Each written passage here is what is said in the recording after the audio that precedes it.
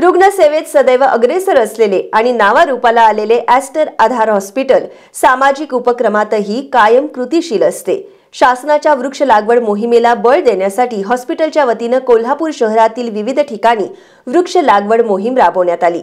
या मोहिमेत निसर्गाचा समतोल राखतील अशा 1000 वृक्षांची लागवड करण्यात आली। ॲस्टर आधार हॉस्पिटलनं आजपर्यंत अवयवदान, रक्तदान, हेल्मेट वापरण्याबाबत प्रबोधन असे विविध सामाजिक उपक्रम यशस्वीपणे राबवलेत। या उपक्रमांनंतर हॉस्पिटलनं वृक्ष लागवड मोहिमेला बळ देण्याचा निर्णय घेतलाय। शासनाच्या आवाहनाला प्रतिसाद देत ॲस्टर आधार हॉस्पिटल आणि ॲस्टर व्हॉलेंटियर्सच्या वतीनं कोल्हापूर शहरातील न्यू पॉलिटेक्निक, चित्रनगरी आणि टेमलाई देवी मंदिर परिसरात 1000 वृक्ष लागवडीचा उपक्रम राबवला। पर्यावरण अभ्यासकांच्या मार्गदर्शनानुसार निसर्गाचा समतोल राखतील अशा वड, आंबा, कडुलिंब, बहुनिया, कांचन, बेल, रेनट्री अशा विविध वृक्षांची लागवड करण्यात आली। या वृक्षांचं संगोपन करण्याची जबाबदारीही या परिसरातील नागरिकांनी स्वीकारली आहे।